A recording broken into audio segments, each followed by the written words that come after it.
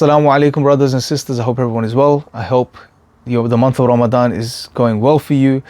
As it is the month of Ramadan and it's the month of the Quran, I thought I'd take a few moments and share some things with you in regards to the qualities of the people that Allah mentions, the people that truly benefit from the guidance of the Quran. And in the very beginning of the Quran, after we make dua to Allah in Al-Fatiha, we ask Allah for guidance, and then Allah proceeds to provide us with that guidance throughout the rest of the Quran.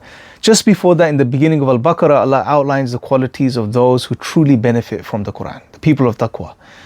But before we discuss those qualities, I want to speak about worldviews for a moment, because once we understand what a worldview is, and we understand and appreciate that Islam is a comprehensive worldview, then we will appreciate what Allah subhanahu wa ta'ala is doing for us in the beginning of Al-Baqarah. That He's setting us up, He's helping us develop the correct worldview so that we can truly benefit from the Quran itself.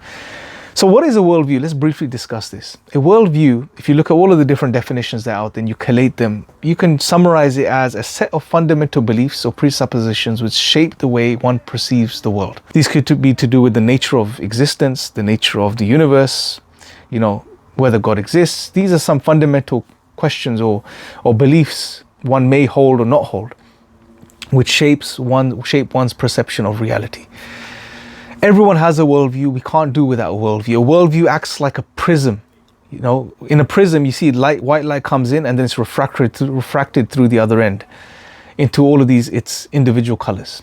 A worldview acts in a similar way. It acts as a type of prism or a lens. So once you have developed a worldview, then when you go about your daily life, information comes in through your senses and it's filtered through this prism, and it leads to a certain perception of reality. And this is why you can have two different people who observe the very same thing but come to two different conclusions, or perceive reality in two different ways. It's because of their worldview. And therefore it also allows us to appreciate that ensuring your worldview is sound is essential, because it determines the way you perceive and understand reality, and even the way you engage with reality. A beautiful example Allah gives us in the Quran, is of people who appreciate the signs of Allah, can see the signs of Allah within the creations of the heavens and the earth, and within ourselves. Are people, for example, in the third chapter of the Quran, Allah says they are people of lub. That indeed in the creation of the heavens and the earth and the alternation of night and day are signs for people of lub. Who are these people? Those who do two things, who remember Allah in every state, sitting, standing and lying down. They're constantly remembering their Creator, and they are deeply reflecting upon the creation of the heavens and the earth. So there are these two things of these people that make up their worldview. They remember their Creator and they reflect deeply upon the creation of the heavens and the earth. And you bring these two things together, and it results in them being able to see the signs of Allah within the heavens and the earth, within creation itself. Because you have scientists today, you have atheist scientists who study the world deeply. One would argue they study the world far more deeply than an average person. And this is most likely true, because that's what their profession is. But they can't see the signs. Why? Because they don't have one of the two elements. They don't remember their Creator. So this again highlights to us how one's fundamental set of beliefs and presuppositions about reality shape the way they perceive reality. Now this is interesting, because how you approach the Quran, the worldview you approach the Quran with, will determine what you get from the Quran. And therefore it's essential that we have the correct worldview when approaching the Quran, so we can truly benefit from the guidance of the Quran. And hence we can appreciate why Allah in the beginning of Al-Baqarah, when He outlines to us, this is that book in which there is absolutely no doubt. ذَلِكَ الْكِتَابُ لَا رَيْبَ فِيهِ هُدًى لِلْمُتَّقِينَ. And this is a guidance for those of taqwa. Who are these people? Allah outlines three qualities. So Allah, by telling us these three qualities, is encouraging us to adopt these three qualities so that we can become people who benefit from the Quran. We can become people of taqwa. So it's important that we pay attention to these three qualities, brothers and sisters, that we really try to implement these in our life. And these will not only shape our engagement with the Quran, these qualities will shape our engagement with the world itself. How we perceive the world, how we therefore can truly benefit from our existence in this world, which is a test, as Allah says in Surah Al-Mulk.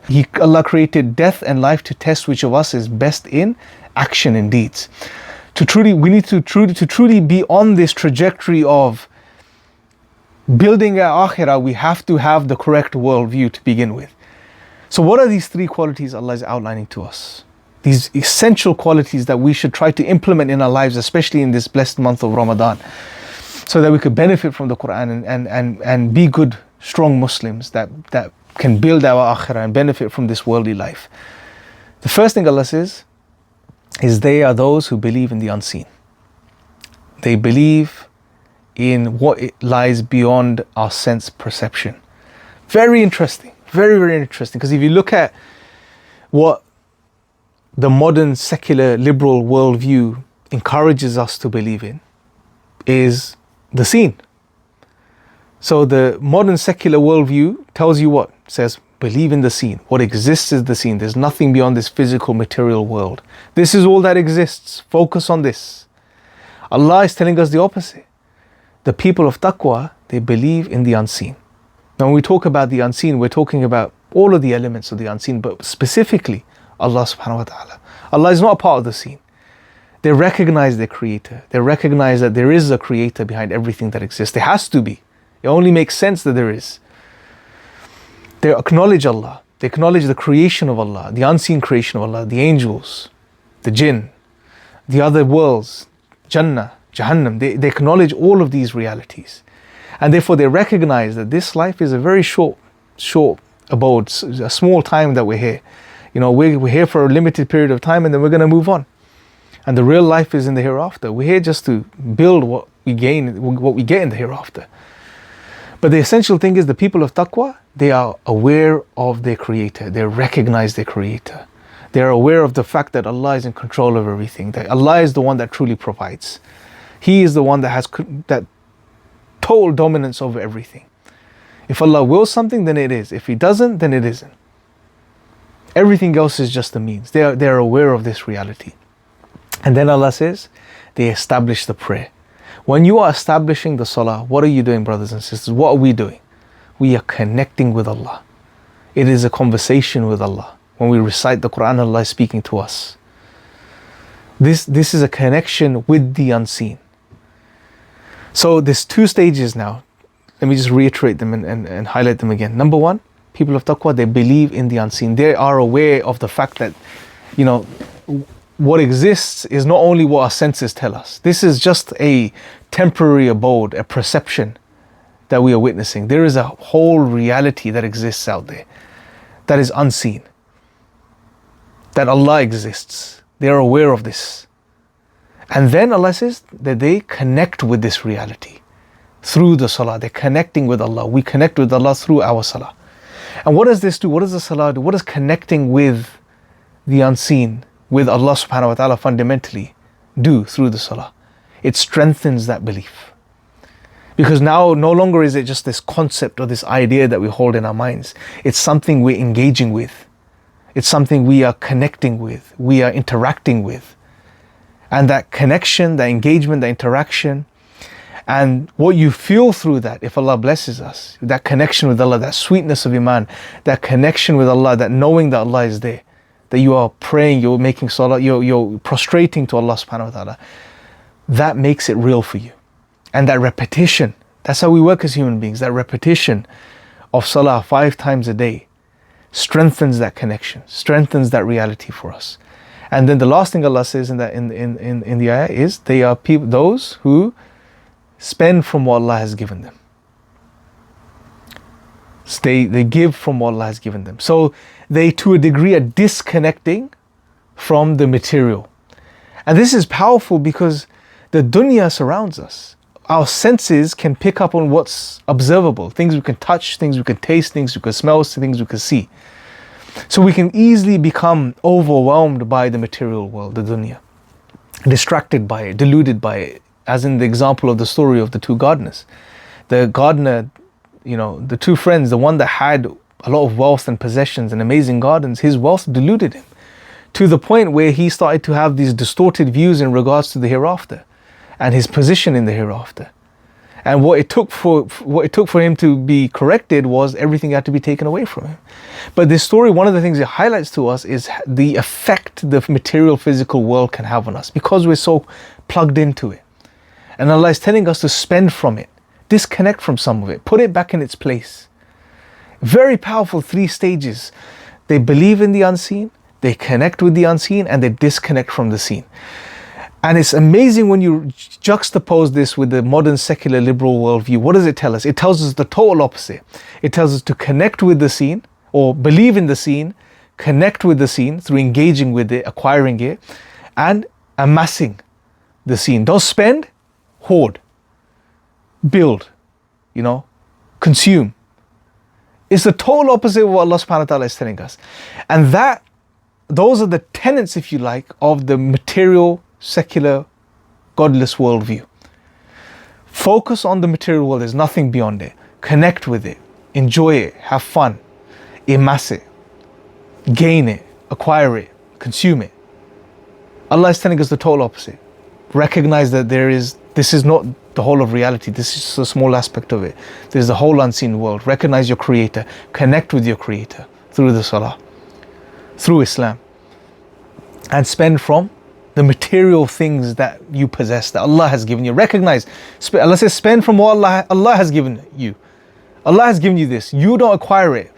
Have a this particular ayah itself goes such a long way in constructing this sound worldview, which is in line with reality, what reality actually is. And this, therefore, ultimately, when you start doing this, naturally, you're going to benefit from the Quran, because you recognize the Quran is from Allah. You're going to approach it with a level of humility, recognizing it's from the all-knowing creator, and therefore you're going to submit, knowing Allah knows best. What He has advised us and told us to do is best for us. Yes, He's given me an intellect, but it's not the be-all and end-all. It's not going to lead me to all truth. So we don't put ourselves over Allah in any way, shape or form. And you see this amongst many Muslims. They're reading this passage. It doesn't make sense to me. This doesn't add up to me. I don't like this. What are they doing when they're engaging with the Quran like this? They are putting themselves above the Quran. Essentially, what they are saying, even if they don't directly say it, is my intellect is superior. I don't agree with what the Quran is saying. This is similar to what Shaitan did when Allah told him to prostrate to Adam out of respect. No, I'm not going to do it. I am better than him. I am made of fire. He is made of clay. This type of deluded rationality, comes from a certain worldview. A worldview that promotes that the human intellect is able to attain all truth. That it's the pinnacle. But that's not correct. The correct understanding is, yes, we have a brilliant mind and an intellect that Allah has created, but Allah is the only being that's all-knowing. We are nothing in comparison to Allah. Allah's knowledge and His wisdom. This is why we say Allah is wise. Yes, human beings could be wise, but there's no comparison between these attributes. Allah's wisdom is perfect, without deficiency or any flaws. Human attributes, whatever they are deficient and they're flawed. But anyway, without dragging this out too long, brothers and sisters, I guess to summarize what I'm trying to get across is that we really need to work on our worldview. We have to see Islam as a comprehensive worldview. We have to understand that worldviews have a direct impact on the way we perceive reality and we engage with it. And it's very important, especially in the times that we live in. Where the dominant worldview, the imposing worldview is encouraging us constantly to focus on the material and focus on the seen and completely disregard the unseen and just say it's not even true, it doesn't exist, or whatever the case is. We have to make an extra effort to really work on ourselves to develop the correct worldview, become people of taqwa, implement these traits that Allah has outlined for us. These are just three. There's many other things Allah mentions, but these are three core things we can really work on this Ramadan, is to really understand that yes, there is more to this world, this reality, than the seen. Connect with Allah. Believe in Allah, connect with Allah through the salah. Work on your salah. Read the Quran. The fast itself is powerful, because you're fasting for Allah subhanahu wa ta'ala, not for anyone else. And then spend in this month. Spend from what Allah has given you. Give charity, and we're encouraged to do more charity in the month of Ramadan. So if anything, these three qualities that Allah outlines in the beginning of Al-Baqarah are things we naturally are focusing on in the month of Ramadan anyway. So may Allah make it easy for all of us, inshallah, brothers and sisters. I hope you've benefited. If you've stayed with me throughout the whole video till the end, just one last thing I want to mention to you, inshallah, that this Ramadan we are raising for the Lighthouse Mentoring Service, inshallah, which is there to help Muslims with doubts, to help new Muslims on the journey in Islam. I'll put the link in the description box below. If you're looking to donate towards the dawah or towards essential work like this, inshallah, this Ramadan, this is something for you to consider, inshallah. The link is in the description box below. May Allah bless you guys, and I will speak to you guys very soon. Jazakallah khair. Assalamu alaikum.